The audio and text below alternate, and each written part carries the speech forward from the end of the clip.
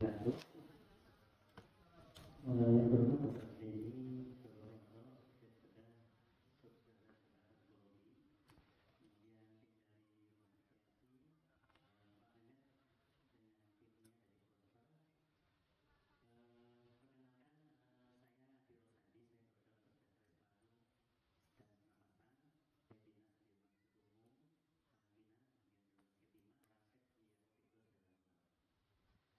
cuma pada kesempatan ini saya tidak terserasi tentang penyakit paru, tapi saya ingin menceritakan pengalaman saya sebagai pasien. Jadi saya punya pengalaman 3 kali dengan Rudensia, ya. Yang pertama itu istri saya waktu itu harus menjalani operasi di rumah sakit Darmanis dengan dokter Teddy Joko juga. Kemudian yang kedua, saya sempat kecelakaan tertimpa kaca di Jakarta, sehingga saya harus menjalani operasi di rumah sakit Cipto Mangunkusumo. Dua pengalaman pertama itu saya memakai kartu Rudensia yang terdekat, ya, terdekat, sehingga kalau pakai kartu Rudensia terdekat, kita harus punya duit dulu, kita harus punya uang. Karena kita harus bayar dulu di rumah sakit, kemudian baru setelah itu di reimburse ke Rudensia. Jadi waktu itu saya harus punya uang masih bisa, di bawah 100 juta masih bisa untuk mendapatkan pelayanan yang baik dari Rudensia. Nah, yang terakhir ini bulan Juni, ya, saya tiba-tiba ada benjolan di mulut, ya. Ternyata itu adalah sebuah kista tiroid. Nah, beda dengan dulu saya punya uang agak banyak di cash saya. Nah, kebetulan selain sebagai dokter spesialis, saya juga investor saham di Bursa Efek Indonesia, sehingga kalau ada duit itu pengennya investasi. Jadi otomatis uang cash itu tidak banyak uang cash. Nah, pada bulan kemarin tiba-tiba ada benjolan. Nah, untungnya lebih kurang 1-2 minggu sebelum benjolan itu muncul, agen asuransi saya, yaitu Pak Mehmet Wahyudi, mengupgrade kartu Rudensia saya dari S-card menjadi Black Card. Gitu.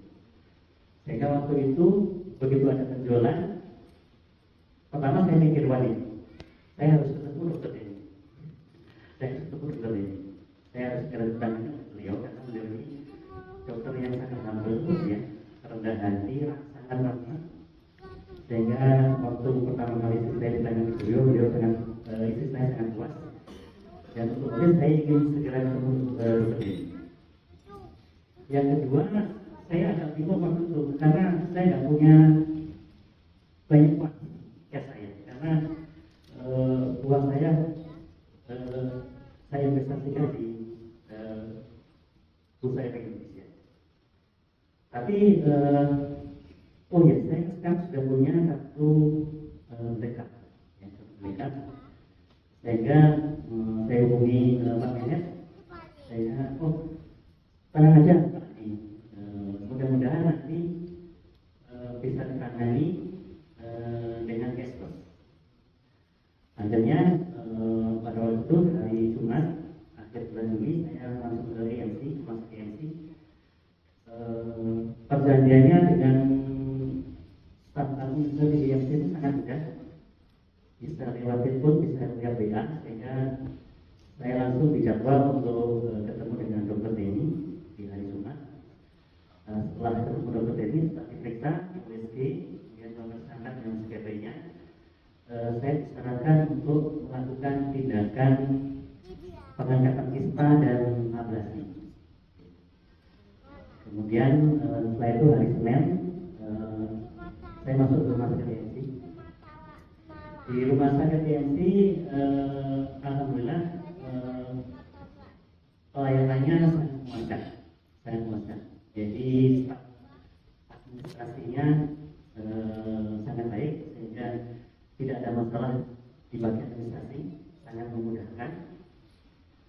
Kemudian alhamdulillah tadi sudah disebutkan kalau kita masuk di rumah sakit TMC itu bisa upgrade free. Jadi saya dirawat di ruangan kelas VIP yang fasilitasnya seperti hotel bintang 5 ya. Kemudian waktu itu yang membuat saya surprise juga, kalau kita sakit kan, kalau kita ingin mematikan lampu itu kan harus mencet tombol ya. Nah, di rumah sakit yang itu kita nggak usah mencet tombol, semua aja bilang Google matikan lampu, nanti lampu mati sendiri. Kemudian kita ingin menutup tirai, Google tutup tirai kamar tidur, tirainya bisa tutup sendiri. Kemudian buka tirainya buka sendiri. Kemudian saya ingin menyalakan lampu, Google menyalakan lampu, lampunya bisa nyala. Jadi ruangannya sangat baik. Kemudian ditangani oleh Dr. Denny waktu itu dengan sangat baik, dengan operasi yang minimal invasif ya. Waktu itu dilakukan ablasi juga. Dan alhamdulillah hari Senin itu saya dilakukan operasi. Hari Selasa sudah bisa pulang. Kemudian 2 minggu kemudian. Jadi pada kesempatan ini saya sehari-hari memang 90% pasien saya di rumah sakit itu pasien BPJS.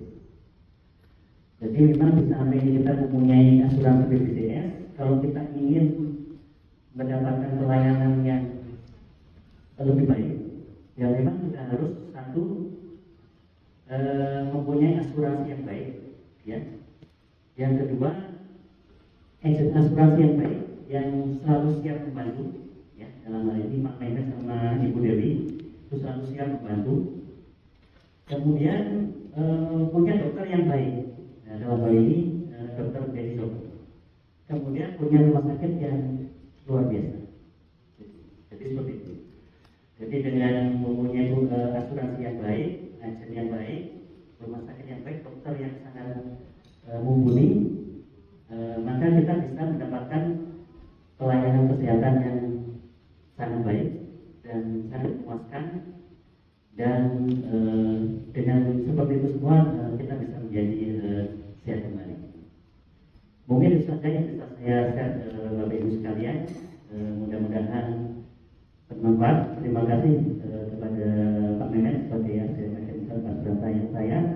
Terima kasih kembali kepada Dr. Denny Jogo yang sudah merawat istri saya dan merawat saya dengan sangat baik sehingga kami sekarang sudah dalam keadaan sehat. Terima kasih. Assalamualaikum warahmatullahi wabarakatuh.